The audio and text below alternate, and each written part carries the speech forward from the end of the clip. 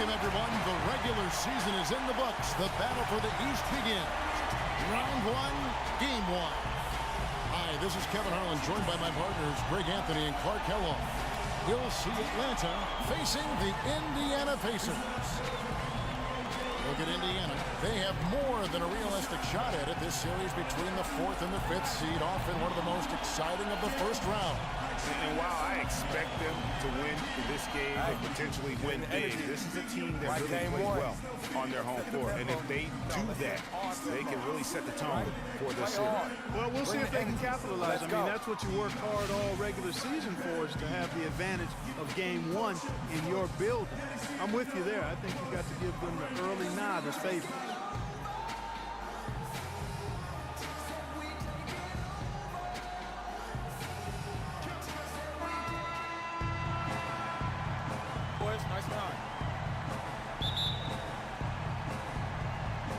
So Indiana wins the...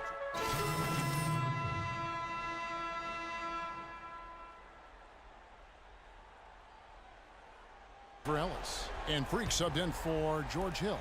Scotty's checked in for Atlanta.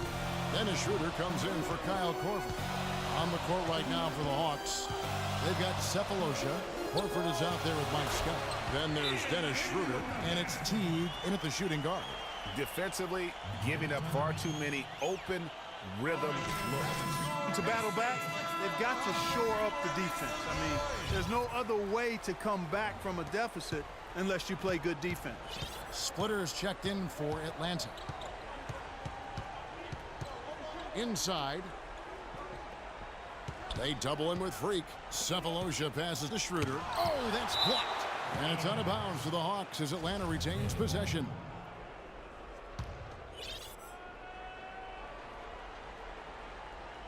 Here's Scott. He's had some playing time, but no scoring yet from him. 5 to shoot. Over Freak. The Hawks again can't hit. Major defensive lapse right there. I mean, he's not a player you can leave open for a jump shot. You've got to stay attached to him. They're lucky he couldn't punish them for it. Misses the 3. And no excuse there for missing that one after being freed up by a great pick. Yeah, I agree with you. I mean, they came away empty, but they got the look they wanted, and really, I like the movement and communication there.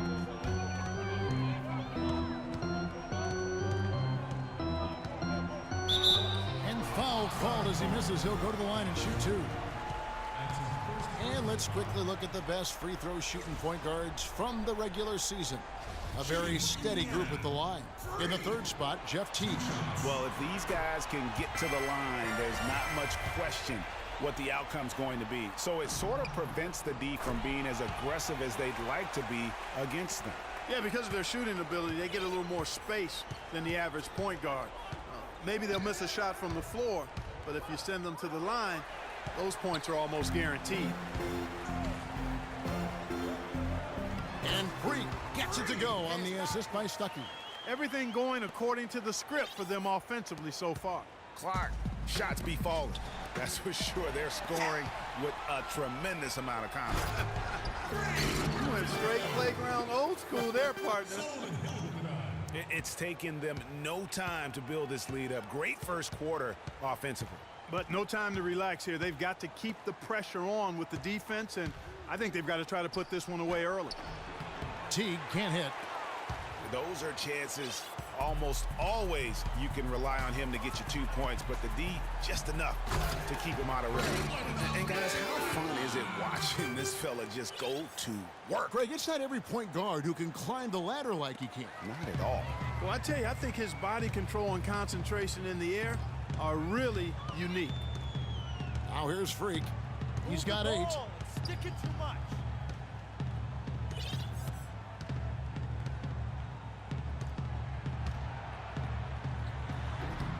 Scott pulls it in. And that one gives them a +5 rebound advantage, Kevin. Pretty clear. They're dominating that area. They've come out with a lot more energy and effort so far. And guys, what do you think about the offensive approach we've seen so far for the Pacers? Well, I like the fact they've already been getting a lot of high-quality shots in the paint. And they're also clicking at the free throw line, not wasting any of those opportunities. C.J. Miles, he's checked in for Paul George. Shelvin Max checked in for the Hawks. Yeah, you just have to be more disciplined. I mean, too many fouls and free throw attempts for the opponent. You know, it's one of the things coaches like least is giving away points. I mean, they've been a step late. They've been caught reaching. They've got to tighten things up at the defensive end. Excellent ball movement there, guys. And that's keyed this run. Passing it with purpose, the D hasn't been able to keep up. Now here's Schroeder. Over to the wing. And here's Sefolosha for three. And he gets it to go. Sefolosha's got his first bucket of the game, and he's on the board for three. Here's Freak. They set the screen. 13 feet away. And it falls over the rim and in. Freak's got 10. How can you stop that? With the crossover that quick, that lightning quick, a defender has to be almost superhuman to stay in front of that. Now here's Schroeder. Not a lot of room. And stolen by Freak. And here we go. Fast break. Freak's got it. Flushes it down to finish the break. I think that play sort of sums up what we've seen throughout. Just simply being outplayed both sides of the ball. Smart basketball defensively turning into quick points. And that can't continue. I mean, if they hope to get back in this game, I mean, it's really deflating from a morale standpoint. They need stops and points, not turnovers. And here are the Pacers now, following the bucket by the Hawks. Move the ball. It's sticking too much. 1:07 left in the first. Misses the layup. Rebounding is going to be the focal point for them in this one, fellas. I can feel it. You know, it always is, and it has been so far, and they've gotten a nice edge on the glass. Most any NBA player can make you pay when you leave them that wide open. That's why you have to stay alert on defense. Pick up by Hill. Freak kicks to Hill. He got right to the cup using that screen. And the Pacers lead by 14. These defenders look overmatched right now, especially inside. Well, they've given up 10 of the last 12 points from close range, so I'd have to agree with you, partner. Here's Mack. He's got 5. To the middle. Here's Splitter. Terrific assist. A nice finish. Solid play all around. They've done well at taking advantage of some late defensive rotations and getting the ball into the paint. Clearly, they've been the aggressors thus far when it comes to attacking the interior in this first half. Now here's Freak. He's guarded by Schroeder. Here's Freak. Makes that one his 6th of the night. Shooting a very healthy 6 for 9. And I like that they're not settling. Getting the ball on the interior, 8 of their last 10 coming that way. Sometimes you just got to man up and take a tough foul in order to stop these free runs to the rim. Sefolosha kicks to Splitter. And so he earns a trip to the line. Officials saw the contact and he'll shoot 2. He's getting his first free throw attempt of the night right now. The first free throw is good.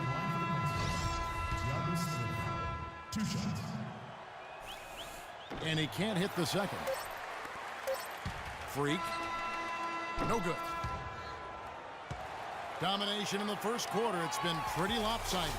Pacers lead by 13.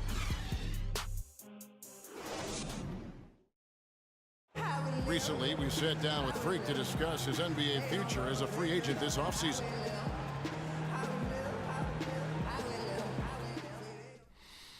Well, I'm not really focused on the future right now.